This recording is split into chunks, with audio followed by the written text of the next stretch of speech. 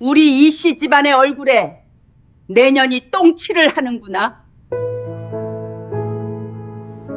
모두가 내 남편 박민석을 돈은 많이 못 벌어도 가정적인 좋은 남자라고 칭찬했다. 하지만 나는 안다. 주말마다 낚시 간다며 집을 나서는 그가 사실은 호텔에서 미래를 즐긴다는 것을. 가장 가소로운 건 그 여자가 내가 한때 부러워했던 소위 사모님 소리 듣는 부잣집으로 시집간 고등학교 동창이라는 사실이다. 그녀는 늘 에르메스 백을 자랑하며 부엌대기 신세인 나를 비웃곤 했다. 좋아. 그렇게 서로 죽고 못 사는 사이라면 내가 기꺼이 도와줘야지. 두 사람이 카드를 찍고 객실로 들어서는 바로 그 순간 나는 미소와 함께 휴대폰 전송 버튼을 눌렀다. 수신이는 그 여자가 세상에서 가장 두려워하는 엄격하기로 소문난 재벌가 시어머니. 내 이름은 김지영, 올해 34이다. 경기도 일산이라는 크지도 작지도 않은 도시에서 나는 더할 나위 없이 평범해 보이는, 아니 표준이라 할 만한 전업주부의 삶을 살고 있다. 남편 박민석은 37. 광화문 근처의 작은 중소기업에서 과장으로 일한다. 우리의 보금자리는 아직 대출금이 남아있는 아파트 한 채다. 남들 눈에 내 인생은 한 권의 지루한 교과서 같았다. 다정한 남편과 결혼해 예쁜 딸을 낳고 매일 가족을 중심으로 뱅글뱅글 도는 삶. 현모양처. 그것은 내게 붙은 가장 빛나는 훈장이었다. 하지만 이 교과서의 매 페이지가 내 피와 눈물로 얼룩져 있다는 사실은 나 자신만이 알았다. 지영아, 오늘 국이 또 짠 거 아니니? 내 입맛 싱거운 거 몇 번을 말했어. 시어머니는 내가 3시간 동안 푹 고아낸 사골국을 숟가락 끝으로 맛보더니 미간을 잔뜩 찌푸렸다. 그 사이에 파리 한 마리는 거뜬히 잡힐 듯 했다. 나는 황급히 고개를 숙였다. 잘못을 저지른 아이처럼. 죄송해요, 어머님. 다음부턴 꼭 신경 쓸게요. 오랜 시간 서 있느라 허리는 끊어질 듯 아팠고 늘 찬물에 손을 담그고 살다 보니 양손은 거칠게 트고 갈라져 있었다. 손톱 밑에는 방금 명태를 손질한 비린내가 가시지 않고 배어 있었다. 그런데 내 남편, 박민석은 소파에 앉아 스마트폰에서 단 1초도 눈을 떼지 않았다. 액정 불빛이 그의 얼굴에 번들거렸다. 꼭 감정 없는 밀랍 인형 같았다. 그는 나를 쳐다보지도 않은 채 가볍게 한마디 툭 던졌다. 당신 요즘 왜 그래? 국 하나 제대로 못 끓이고 집에만 있으니 사람이 둔해지나? 심장이 바늘에 찔린 듯 자잘한 통증이 온몸으로 퍼져나갔다. 둔해졌다고? 나는 매일 아침 6시에 일어나 그의 아침밥과 회사에 가져갈 도시락을 싸고 딸아이를 학교에 보낸다. 그러고 나면 30평대 아파트를 청소하고 산더미처럼 쌓인 빨래를 하고 오후에는 마트에 가서 단돈 몇백 원이라도 아끼려고 가게마다 채소 가격을 비교한다. 저녁에는 딸을 데려와 숙제를 봐주고 온 가족이 먹을 푸짐한 저녁 식사를 준비한다. 거의 매일 순찰을 오시는 시어머니를 위해 12번도 더 정신을 바짝 차려야 한다. 이게 그가 말하는 집에만 있는 삶이란 말인가? 그리고 당신 꼴 좀 봐. 그는 마침내 스마트폰에서 시선을 떼는 은혜를 베풀었다. 나를 위아래로 훑어보는 그의 눈빛에는 숨김없는 경멸이 가득했다. 완전 아줌마 다 됐네? 머리도 좀 하고. 지영아, 결혼했다고 자기 관리 손 놓으면 어떡해. 이러다 폭삭 늙겠다. 폭삭 늙은 아줌마. 그 말은 독을 바른 비수처럼 내 심장에 정확히 박혔다. 나는 기름때 묻은 홈웨어를 내려다보고 온몸에 밴 음식 냄새를 맡았다. 거대한 슬픔과 무력감이 순식간에 나를 집어삼켰다. 나도 한때는 데이트를 위해 2시간씩 공들여 화장하던 여자였다. 피부가 유난히 하얘서 후배들이 남몰래 배곡이라 부르던 그런 김지영이었다. 하지만 결혼이라는 거대한 분쇄기는 나의 모든 빛, 나의 모든 자아를 조금씩 갈아서 지금의 이 희미한 얼굴, 나조차 낯선 중년 여자로 만들어버렸다. 나는 반박하지 않았다. 그저 묵묵히 부엌으로 들어가 설거지를 시작했다. 수도꼭지에서 물이 콸콸 쏟아졌다. 차가운 물줄기가 내 손을 씻어내리는 건지 무감각해져가는 내 마음을 씻어내리는 건지 알 수 없었다. 나는 스스로에게 되뇌었다. 참자. 딸을 위해서, 이 가정을 위해서. 다 괜찮아질 거야? 그때의 나는 내가 조금만 더 희생하면 언젠가 그의 인정과 소중함을 돌려받을 수 있을 거라고 천진하게 믿었다. 내 등을 부러뜨린 마지막 지푸라기는 어느 평범한 주말 오후에 찾아왔다. 민석은 또 회사 선배들과 인천으로 바다 낚시를 간다고 했다. 최근 몇 달간 그가 가장 열을 올리는 취미였다. 나는 평소처럼 갈아입을 옷과 간식을 챙겨 현관까지 대웅하며 조심해서 다녀오라고 당부했다. 그는 건성으로 나를 한 번 안아주었다. 늘 익숙했던 그의 스킨 향과 담배 냄새가 섞인 채취 속에 어딘가 낯선, 달콤하고 느끼한 향수 냄새가 희미하게 섞여 있었다. 그때는 대수롭지 않게 생각했다. 어디선가 우연히 묻었겠거니 했다. 그가 떠난 후 나는 그가 벗어놓은 더러운 옷들을 정리하기 시작했다. 그의 정장 바지 주머니에 손을 넣어 잡동사니를 꺼내려던 순간 손가락 끝에 딱딱한 카드 한 장이 걸렸다. 꺼내서 확인한 순간 내 동공이 그대로 굳어버렸다. 서울 시내의 한 5성급 호텔 포인트 카드였다. 심장이 쿵 하고 바닥으로 떨어졌다. 낚시. 인천으로 바다 낚시를 가는데 서울 시내 호텔이 왜 필요하지? 손이 걷잡을 수 없이 떨리기 시작했다. 불길한 예감이 독사처럼 목을 휘감아 숨을 쉴 수 없었다. 나는 서재로 달려가 그의 노트북을 켰다. 그의 한결같은 게으름 덕분에 비밀번호는 나와 그의 결혼기념일이었다. 떨리는 손으로 검색창에 호텔 이름을 입력하고 공식 홈페이지로 들어갔다. 회원 로그인 창이 떴다. 나는 마지막 한 가닥 희망을 품고 그의 휴대폰 번호와 우리가 10년 동안 써온 비밀번호를 입력했다. 페이지가 넘어갔다. 나의 이용 내역. 화면 가득 선명하게 나열되어 있었다. 최근 석 달, 거의 매주 주말마다 객실 이용 기록이 찍혀 있었다. 날짜는 그가 말한 은학시 시간과 완벽하게 일치했다. 나는 그 날짜들을 응시하며 온몸의 피가 차갑게 식는 것을 느꼈다. 몇 번이고 페이지를 새로 고침했다. 이것이 그저 악몽이기를 바랐지만 눈을 찌르는 듯한 기록들은 나의 어리석음을 비웃고 있을 뿐이었다. 어떻게 컴퓨터를 껐는지 기억나지 않는다. 그저 차가운 마룻바닥에 주저앉아 온 세상이 빙빙 도는 것을 느꼈을 뿐이다. 배신. 드라마에서나 보던 이 단어가 이제는 거대한 도끼가 되어 내 삶을 산산조각 내고 있었다. 그가 늦은 밤 귀가하며 말했던 작은, 주말마다 사라지며 말했던 낚시, 스마트폰을 손에서 놓지 않으며 말했던 업무 처리. 전부 거짓말이었다.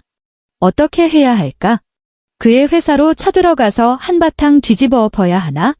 아니면 그가 돌아올 때까지 기다렸다가 증거를 얼굴에 던지며 목이 터져라 따져 물어야 하나? 머릿속이 온통 뒤죽박죽이었다. 울고 싶었지만 눈물조차 나오지 않았다. 심장이 극도로 아프면 원래 눈물이 나지 않는 법이다. 아니, 이대로 끝낼 수는 없다. 미친 여자처럼 소란을 피워서는 안 된다. 그건 나를 더 비참하게 만들 뿐이다. 이혼을 하려면 증거가 필요하다. 그에게 가장 치명적인 타격을 줄 증거가 딸의 양육권을 위해서, 그리고 아직 거액의 대출이 낀 이 아파트를 위해서 나는 냉정해져야만 했다. 그 주말 나는 딸이 키즈 카페에 가고 싶어 하니 함께 가자고 그에게 말했다. 그는 역시나 평소처럼 낚시 약속이 있어서 미루기 어렵다는 이유로 거절했다. 나는 괜찮아 라고 미소 지었지만 마음은 얼음장처럼 차가웠다. 그가 현관을 나서자마자 나는 모자와 마스크를 쓰고 택시를 잡아 그의 뒤를 쫓았다. 그의 차는 인천 방향이 아닌 서울 도심을 향해 달려갔다. 심장이 북처럼 울렸다. 한 번 울릴 때마다 갈비뼈가 아팠다. 그는 그 호텔 지하 주차장에 차를 세웠다. 나는 멀리서 그가 차에서 내리는 모습을 지켜봤다. 그는 전화를 하며 내가 한 번도 본 적 없는 다급하면서도 달콤한 미소를 짓고 있었다. 그는 호텔 로비로 들어갔다. 나는 따라 들어가지 않았다. 대신 길 건너편 카페에 자리를 잡고 유령처럼 호텔 입구를 주시했다. 10분쯤 지났을까? 나치으면서도 낯선 그림자가 나타났다. 우아한 샤넬 투피스에 손에는 눈부신 오렌지색 에르메스 버킨백을 들고 10cm는 좋게 될 하이힐을 신은 여자가 아찔한 몸짓으로 호텔로 들어섰다. 햇살이 정성껏 관리한 그녀의 웨이브 머리에 부서지며 온몸이 반짝이는 듯했다. 그 여자였다. 최혜진. 내 고등학교 동창이자 한때 나의 라이벌이었던. 고등학교 때부터 집이 좀 산다는 이유로 나를 은근히 무시하더니 졸업 후에는 유명 성형외과 원장과 결혼해 동창들 사이에서 가장 부러움을 사는 청담동 사모님이 되었다. 그녀는 동창 단톡방에 세계 각지를 여행하는 사진, 남편에게 선물 받은 명품백 사진을 수시로 올렸다. 글자 하나하나에 거만한 우월감이 뚝뚝 묻어났다. 언젠가 동창회에서 내가 아이 밥을 챙겨주러 먼저 일어나자 그녀는 동정심과 비웃음이 섞인 말투로 이렇게 말했었다. 지영아, 여자도 자기 인생이 있어야지. 맨날 부엌대기로 살면 어떡해. 그러다 금방 아줌마 된다. 그랬구나. 그 남자였구나. 그리고 그 여자였구나. 한 명은 평생을 함께하자 맹세한 내 남편, 다른 한 명은 내가 가장 경멸하던 여자. 둘이 놀아나고 있었던 것이다. 위장이 뒤틀리는 기분의 카페 화장실로 달려가 정신없이 토했다. 내가 토해낸 것은 아침에 마신 커피만이 아니었다. 지난 10년간 내가 삼켜온 모든 서러움과 분노, 그리고 자기기만이었다. 나는 거울 속 창백하고 초췌한 얼굴을 보며 문득 웃었다. 텅 빈 화장실 안에서 그 웃음소리는 유난히 기괴하게 울렸다. 나의 순진함을 비웃었고 나의 어리석음을 비웃었다. 거짓말쟁이 남편 하나 때문에 내 인생을 웃음거리로 만들어버린 나 자신을 비웃었다. 최혜진, 넌 내가 부엌대기 신세라고 비웃었지? 박민석, 넌 내가 아줌마 다 됐다고 경멸했지? 좋아. 너희들이 이 전업주부를 그렇게 우습게 봤으니 이제 내가 보여줄게. 벼랑 끝에 몰린 전업주부가 도대체 무슨 짓까지 할 수 있는지. 나는 입가에 오물을 닦아내고 화장을 고친 뒤 화장실을 나섰다. 창가 자리에 다시 앉았을 때 내 눈빛은 완전히 달라져 있었다. 이전의 고통, 충격, 슬픔은 모두 차갑고 단단한 무언가로 대체되었다. 그것의 이름은 각성이었다. 나는 휴대폰을 꺼내 주소록에서 오랫동안 연락하지 않았던 번호를 찾았다. 대학 선배였다. 지금은 흥신소를 운영하고 있었다. 나는 심호흡을 한 번 하고 그의 번호를 눌렀다. 선배, 저 지영이에요. 김지영. 도움이 필요해요. 내 목소리는 나 자신도 놀랄 만큼 차분했다. 이 순간부터 게임은 시작되었다. 나는 더 이상 순종적인 아내 김지영이 아니었다. 치밀하게 판을 짜는 사냥꾼이었다. 그리고 나의 사냥감은 나를 역겹게 만든 바로 그 개자식들이었다. 나는 더 이상 울지도 따져 묻지도 않았다. 나의 분노와 슬픔은 나를 움직이는 연료가 되었다. 내가 원하는 것은 히스테릭한 말다툼이 아니었다. 그들을 완벽하게 파멸시킬 잘 짜인 복수극이었다. 첫 단계는 그들이 변명조차 할 수 없는 증거를 모으는 것이었다. 나는 선배를 눈에 띄지 않은 카페에서 만났다. 그는 나를 보고 조금 놀란 눈치였다. 그 조용하던 후배가 자신을 찾아올 줄은 몰랐을 것이다. 나는 군소리 없이 본론으로 들어갔다. 남편의 이름, 회사, 차량 번호, 그리고 그 호텔의 이름을 알려주었다. 요구는 단 하나였다. 두 사람이 호텔 객실에 함께 드나드는 고화질 사진과 영상. 선명하면 선명할수록 좋았다. 지영아, 정말 이렇게까지 할 거야? 이런 일은 한 번 시작하면 돌이킬 수 없어. 선배가 걱정스러운 눈빛으로 나를 봤다. 나는 그를 똑바로 쳐다보며 차분하게 대답했다. 선배, 전 지금 낭떠러지 끝에 서 있어요. 뒤돌아서면 천길 낭떠러지예요. 이젠 앞으로 나아갈 수밖에 없어요. 그는 더 이상 묻지 않고 고개를 끄덕이며 비용을 말했다. 나에게는 적지 않은 돈이었다. 내가 지난 몇 년간 아끼고 아껴 몰래 모아둔 비상금의 전부였다. 그것은 나의 퇴로이자 만일의 사태의 딸을 위해 준비해둔 마지막 보루였다. 하지만 이제 나는 그 모든 것을 이 전쟁에 걸기로 했다. 나는 그 자리에서 한치의 망설임도 없이 계약금을 송금했다. 그 후 2주 동안 나는 분열된 삶을 살았다. 가족들 앞에서는 여전히 순종적이고 현명한 아내이자 며느리였다. 나는 평소처럼 하루 3끼를 준비하고 집을 청소하고 딸의 숙제를 봐주었다. 시어머니의 잔소리를 묵묵히 받아냈고 남편의 늦은 귀가와 주말 외출에 기회한다는 미소를 보냈다. 내 연기는 너무나 완벽해서 나 자신조차 속아 넘어갈 지경이었다. 하지만 모두가 잠든 후 깊은 밤의 어둠은 나의 보호색이 되었다. 나는 탐정처럼 최혜진에 대한 모든 정보를 짜 맞추기 시작했다. 그녀의 인스타그램부터 카카오 스토리까지 모든 SNS를 샅샅이 뒤졌다. 사진 한 장, 문장 하나도 놓치지 않았다. 그녀는 허영심이 극도로 강하고 과시하기를 좋아하는 여자였다. 그것이 내게는 엄청난 이점이 되었다.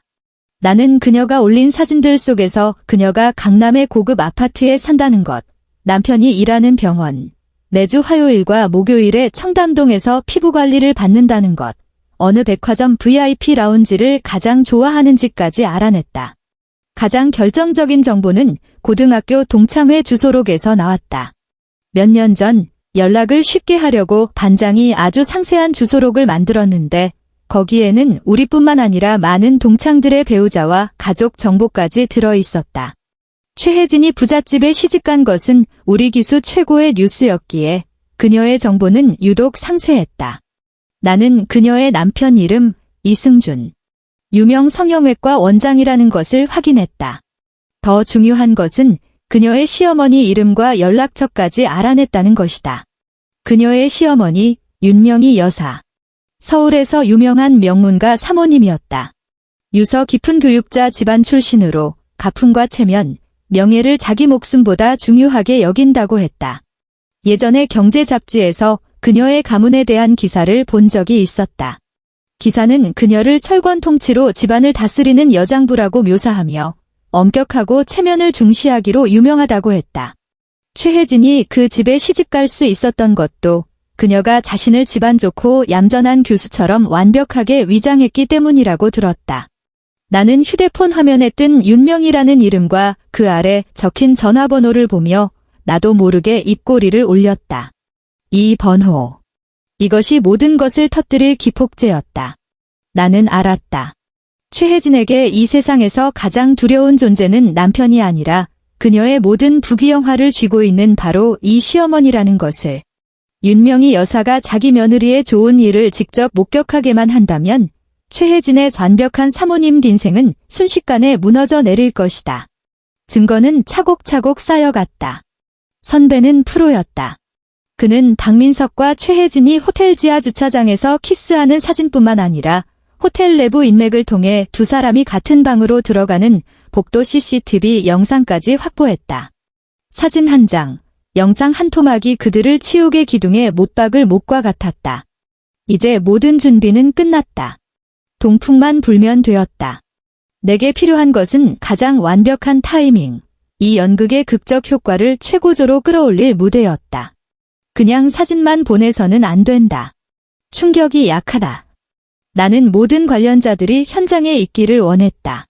그들이 이 장대한 파멸을 직접 목격하게 만들어야 했다. 기회는 생각보다 빨리 찾아왔다.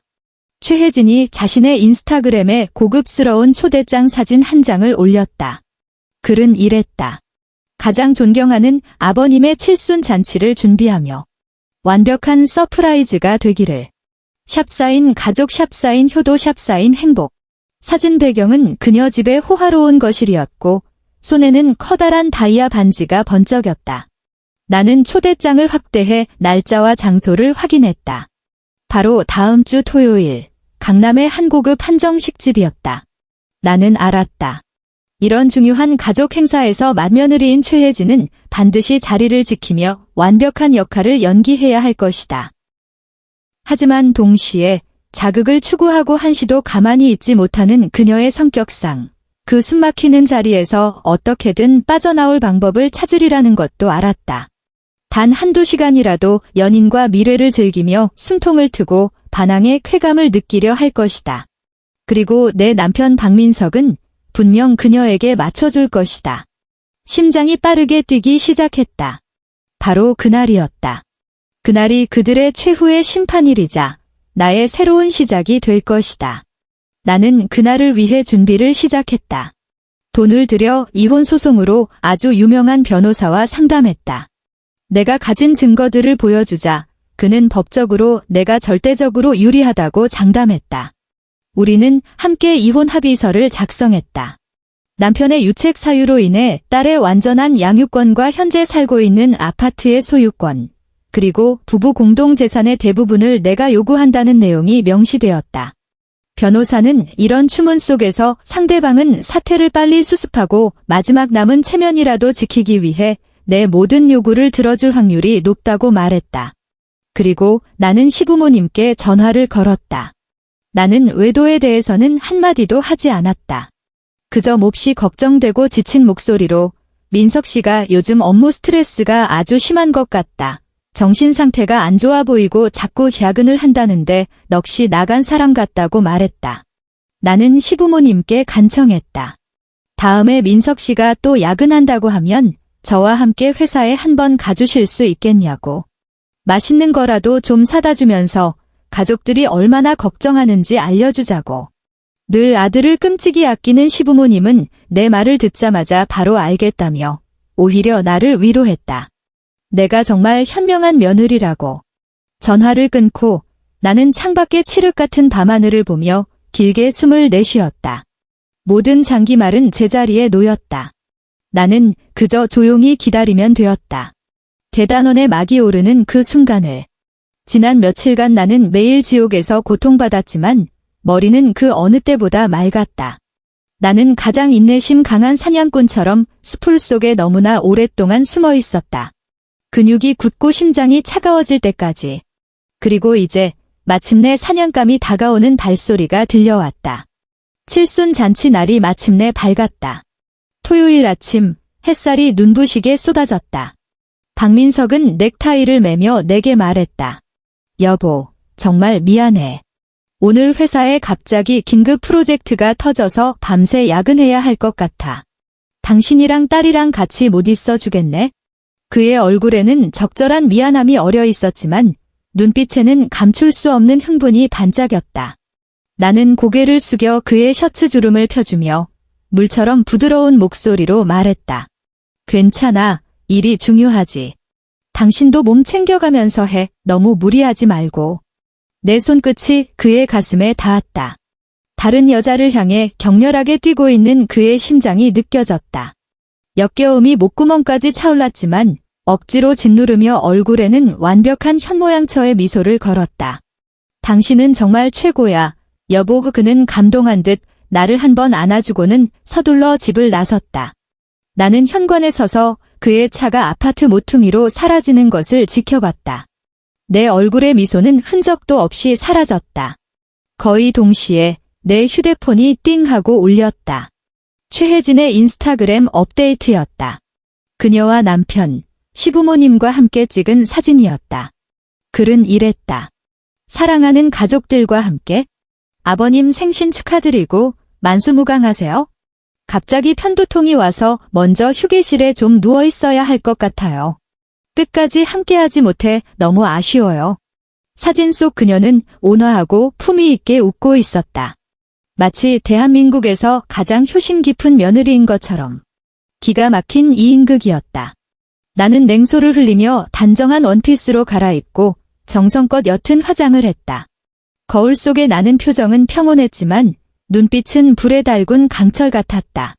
딸에게 예쁜 원피스를 입히고 아가, 오늘 아주 재미있는 곳에 갈 거야 라고 말한 뒤 나는 차를 몰아 이미 내 머릿속에 완벽히 각인된 그 호텔로 향했다.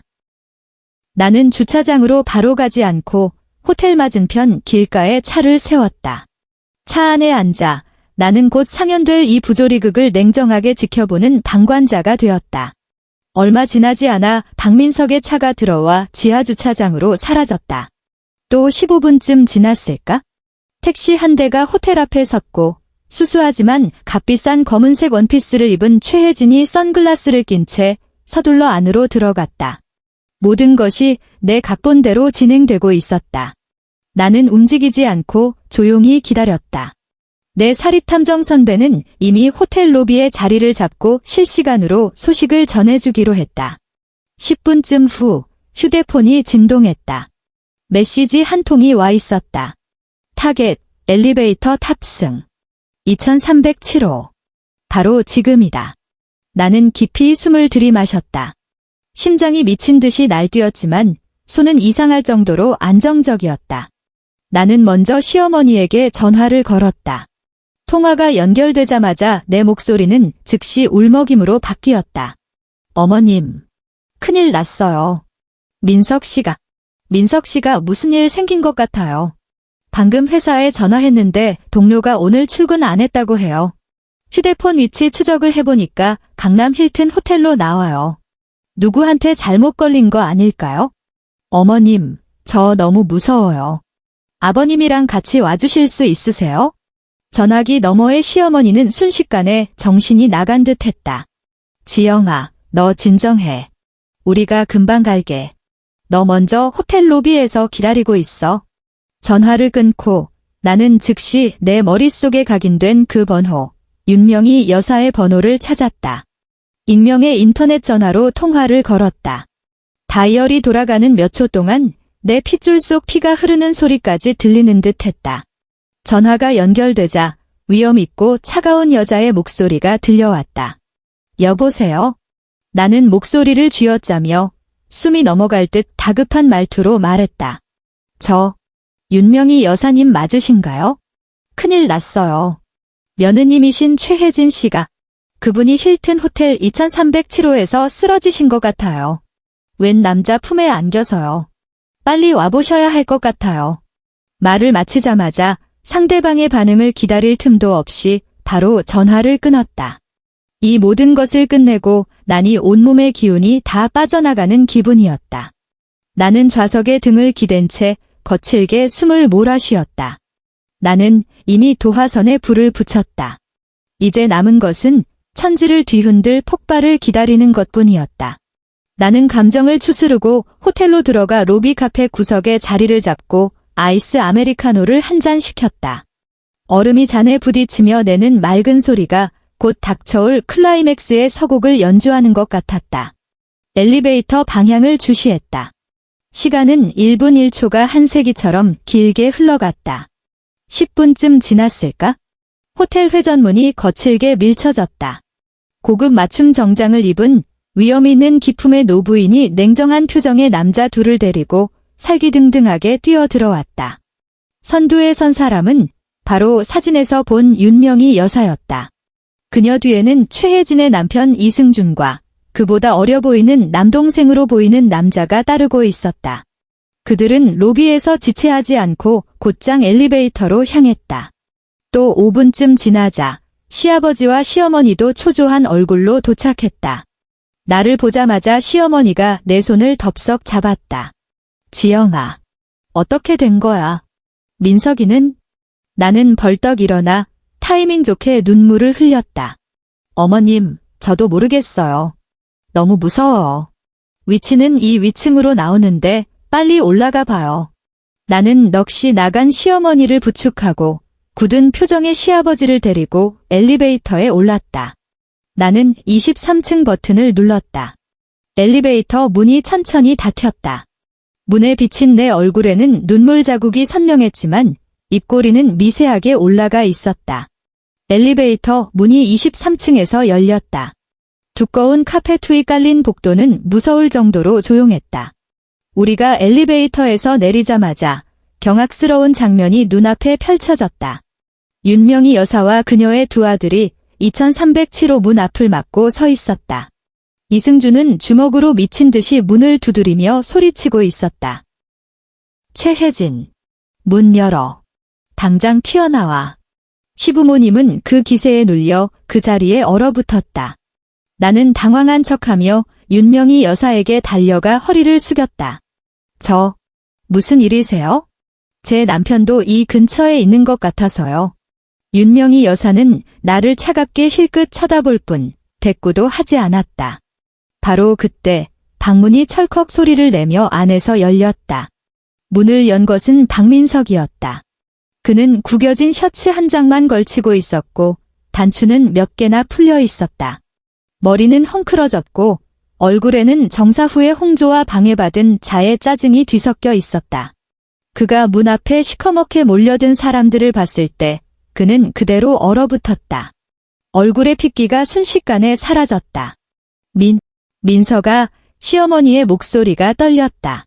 박민석의 시선은 모든 사람을 넘어 나와 내 뒤에 서 있는 자신의 부모님에게 꽂혔다. 그의 동공이 급격히 수축했다.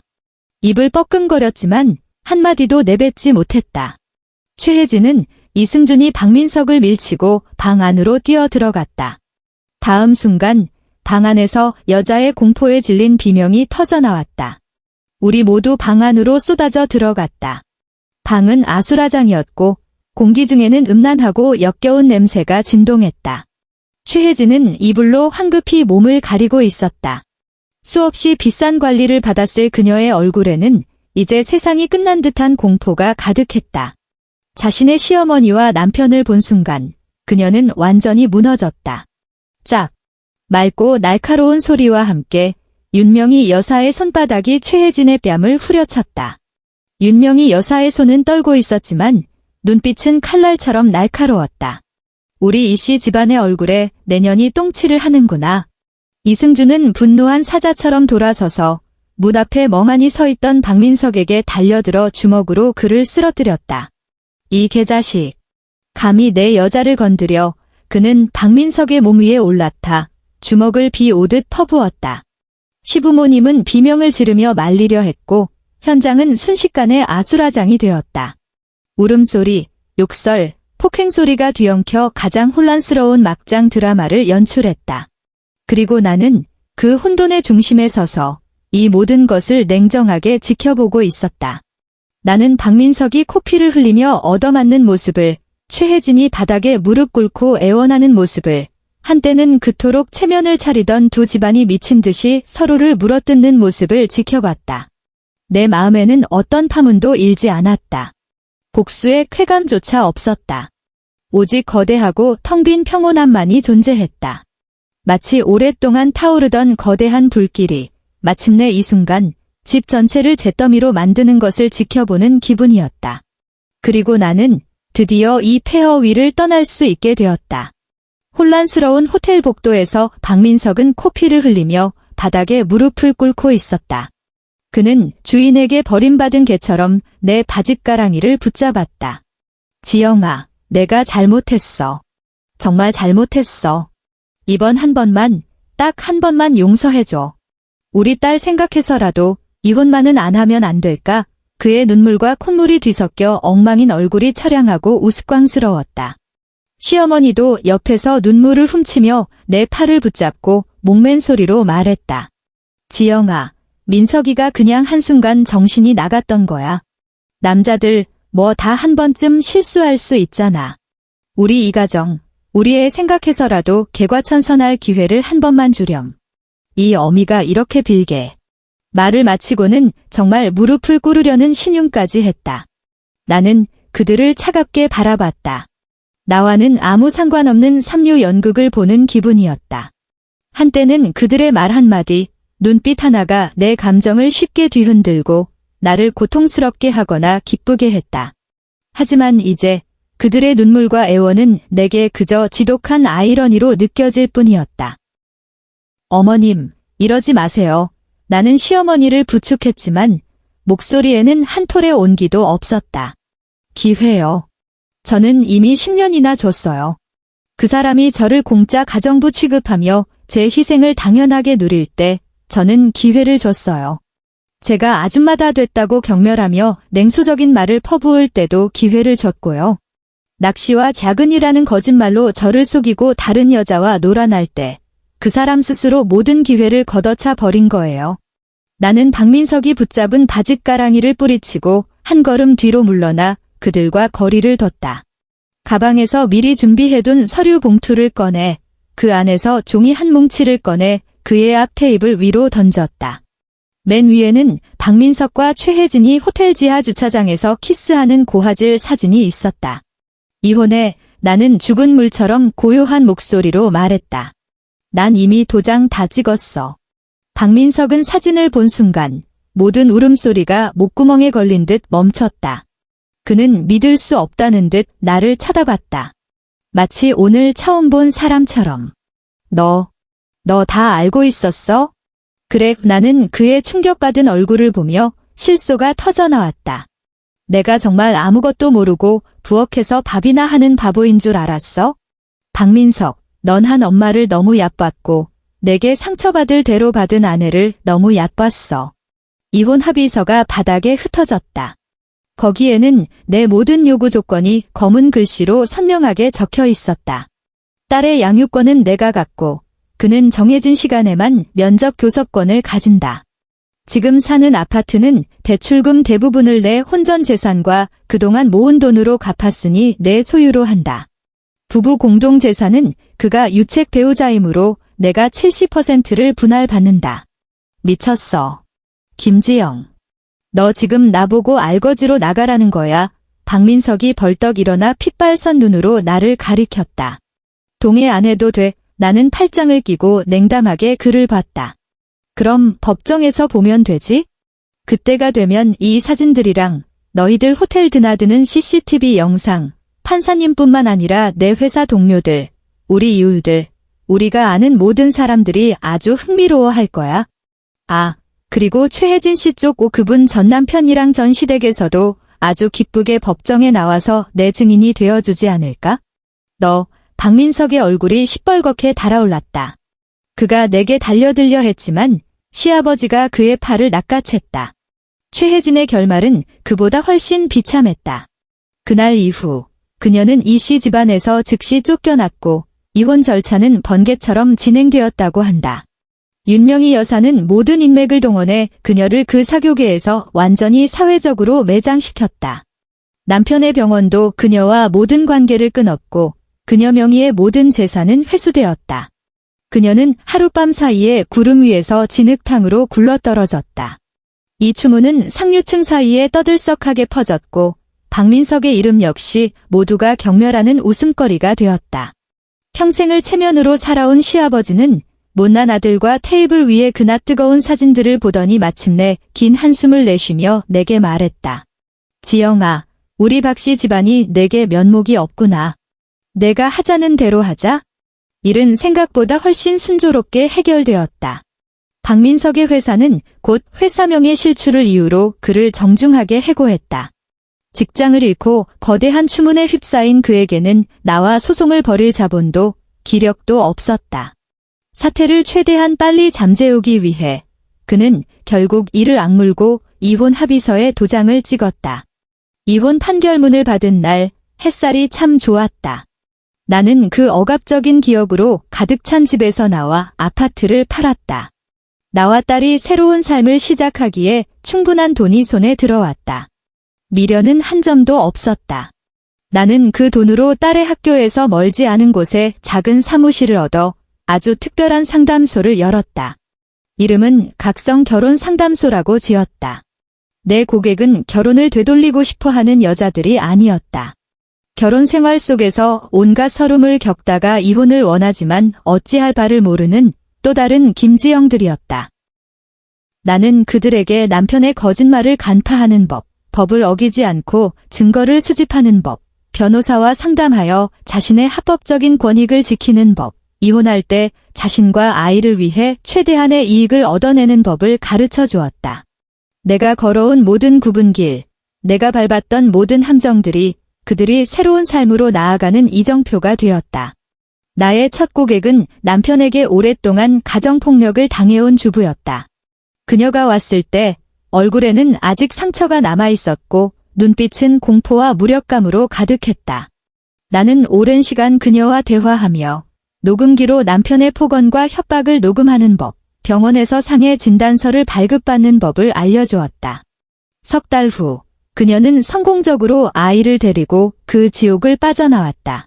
비록 재산은 많이 받지 못했지만 그녀는 내게 메시지를 보내왔다. 드디어 자유롭게 숨 쉴 수 있게 된 것 같다고. 내 사업은 점점 번창했고 나를 찾아오는 여자들은 점점 늘어났다.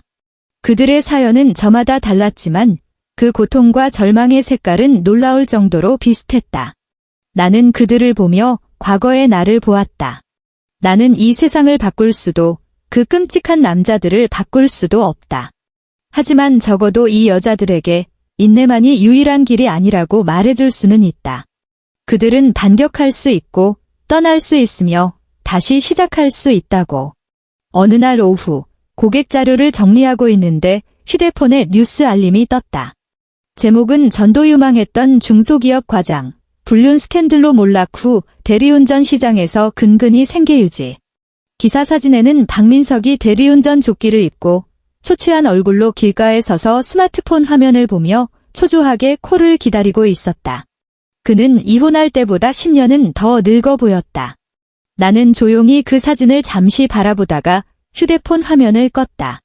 내 마음에는 미움도 동정도 없었다. 마치 모르는 사람의 이야기를 보는 것 같았다.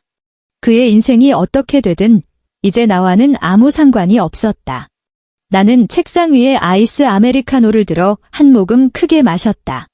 차가운 액체가 목구멍을 타고 흐르며 쌉쌀한 맛을 남겼지만 그 끝맛은 비할 데 없이 상쾌했다. 창밖의 햇살이 유리를 통해 들어와 내 몸 위로 따스하게 쏟아졌다. 사무실에는 새로 산 화초가 쑥쑥 자라고 있었고 딸이 하교 후에 그린 그림이 벽에 붙어 알록달록 빛나고 있었다. 문득 최혜진이 생각났다. 그녀는 고향으로 돌아가 아주 어렵게 살고 있다고 들었다.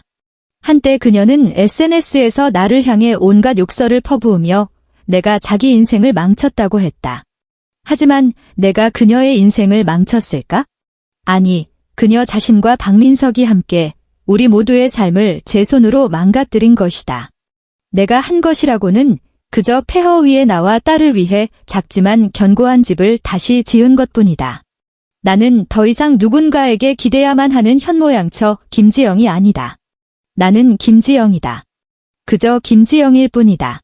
나는 내 지혜와 용기로 이 이혼 전쟁에서 승리했고 나 자신을 구원했다. 이 아이스 아메리카노 참 달다. 엔드.